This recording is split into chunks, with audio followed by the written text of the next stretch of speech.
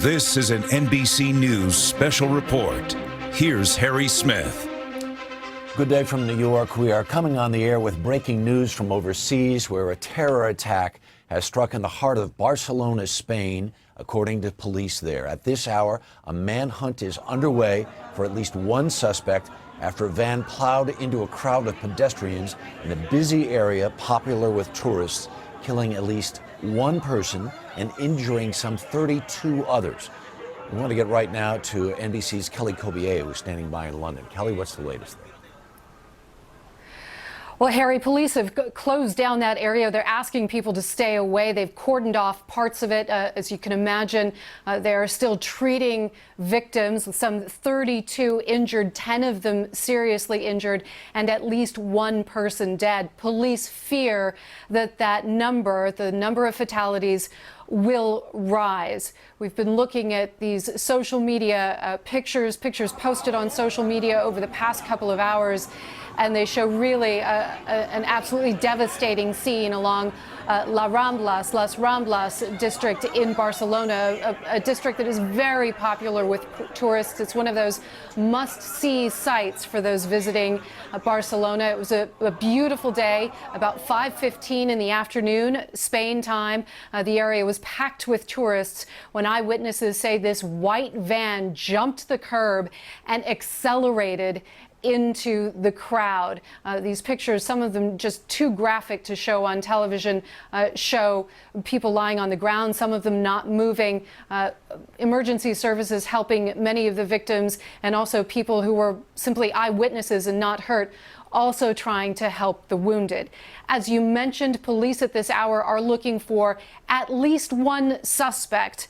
They have closed down that area. They have stopped, they've closed train stations and metro stations and are now searching for this one person. A lot of reporting in local media about who the suspect might be, about possible items that may have been found in that van, and records of who may have rented it. None of this confirmed as yet by police, but they are treating this, Harry, as a terrorist attack. They call it massive and intentional. Kelly Cobier in London, thank you very much. We want to confirm right now what we're reporting is what we know we can confirm. There's a lot of information on social media with various reports of numbers of injured, numbers dead, other events that may or may not be going on in Barcelona right now. We're telling you the things that we know for sure. NBC White House correspondent Kristen Welker is in Bedminster, New Jersey, where President Trump is on his working vacation. What's the latest there? Harry, we know that the president's chief of staff, John Kelly, has been made aware of the situation in Barcelona and is briefing the president. We anticipate he will continue to brief him throughout the day. President Trump, of course, has made fighting terrorism a key campaign promise, one of the pillars of his presidency. And since he took office, there have been a number of terror attacks on foreign soil, from London to Paris, Stockholm, and beyond. And in each instance, the president responds with very strong words, a robust response, another vow to fight terrorism and to crack down on ISIS. At this point in time, no word on whether we will hear from President Trump today. We can tell you that he has no public events on his schedule. He is going to be having lunch with the governor of Florida. He has another meeting later on this afternoon. We will track to see if that changes at all. The First Lady, though, has weighed in on Twitter. She has tweeted thoughts and prayers to #Barcelona. Now, of course, all of this comes after this weekend's violent clashes in Charlottesville, which claimed the life of a young woman, what a number of officials are referring to as a terrorist attack here on U.S. soil. Of course, President Trump getting criticized for his response to that. Now, tomorrow, he will shift his focus to foreign policy. The president heads to Camp David, where he will be meeting with the vice president, his National Security Council, as well as his defense secretary. The key topic there will be Afghanistan. What is the strategy moving forward? But undoubtedly, Harry, they will address what is happening in Barcelona today, Harry. Especially in light of current events. Kristen Welker in Bedminster, New Jersey, thank you very much. NBC national security analyst Michael Leitner, former director of the National Counterterrorism Center, joins us now on the phone. Michael, just from what you've been able to observe over the last couple of hours, what are you thinking? Well, Harry, regrettably, this looks very much like other attacks that we've seen, and an adoption of this very simple yet painfully effective technique by terrorist groups. Of course, began in some extent with ISIS in Nice, the most successful attack, but this methodology has been adopted by all strains of political terrorism. Of course, the tragedy in Charlottesville, and also an attack in London against a Muslim community at the Finsbury Mosque.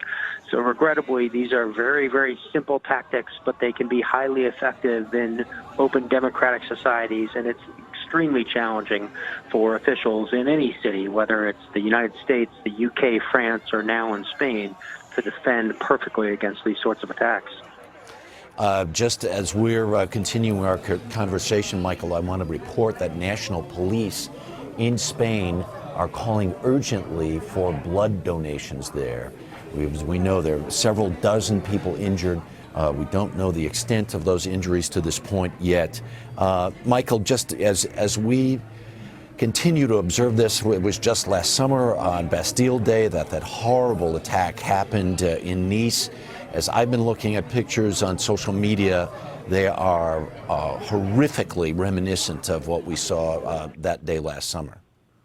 It really is, Harry, and unfortunately, terrorists learn from successes, and terrorists like things which are simple and effective, and that's exactly what these vehicular attacks are, especially in countries like Spain, where as a general matter, things like firearms or precursors to explosives are much easier to obtain.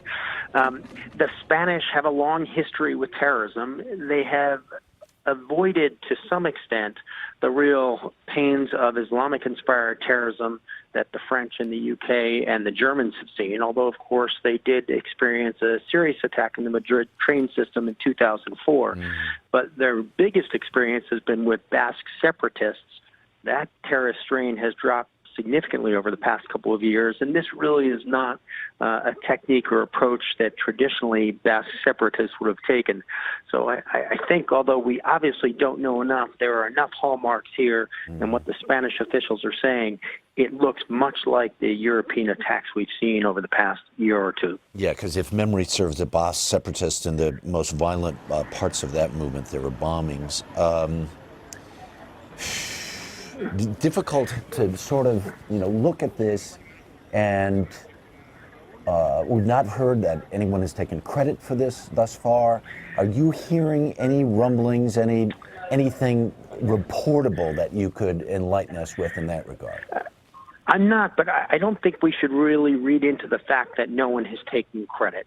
In the days of the IRA and to some extent Al-Qaeda, taking credit for these attacks happened quite quickly, but especially in the era of ISIS. The entire idea of who is in the movement and who is not is so different that taking credit for these things is not something an organization necessarily knows. In many cases of ISIS attacks, the first time that ISIS Command Central, we might call it, knows about it is when the attack itself occurs. So I don't expect that we will hear anything from ISIS if this turns out to be Sunni-inspired terrorists anytime soon. And I don't think we should read into the lack of a statement of responsibility either. Yeah, right. Let's have plenty of a history of lone wolves acting out there for different causes. Michael Leiter, a national security analyst for NBC News, thank you very much for your time. We want to go back out to New Jersey right now and check in with Kristen Welker, who has some late breaking news out of the State Department. Kristen? Harry, that's right. The Secretary of State Rex Tillerson just had a news conference with the Prime Minister of Japan. Let me characterize for you some of his comments that he made about Barcelona. He says that the United States offers condolences on the loss of life and injury. The United States is continuing to monitor and assist law enforcement. U.S. consulates and embassies are working with their counterparts in Spain. And this final point, Harry, is an important one. He is urging all Americans who are in the area area to let their loved ones know that they are safe, to contact their loved ones if they can. It underscores the fact that this is a whole of government response. Everyone within the Trump administration focused on what is happening right now in Barcelona as President Trump continues with his working vacation here in New Jersey. And again, he is here with his chief of staff and a number of his other top advisors. They are continuing to make sure he is briefed on the ongoing developments out of Barcelona, Harry. Kristen Walker and Bedminster this afternoon, thank you. We're going to have full coverage throughout the day on MSNBC and on NBCNews.com, and a complete wrap-up tonight on NBC Nightly News with Lester Holt. For now, I'm Harry Smith, NBC News, New York.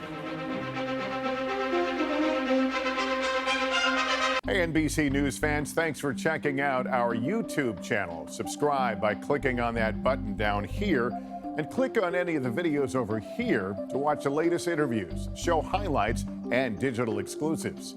Thanks for watching.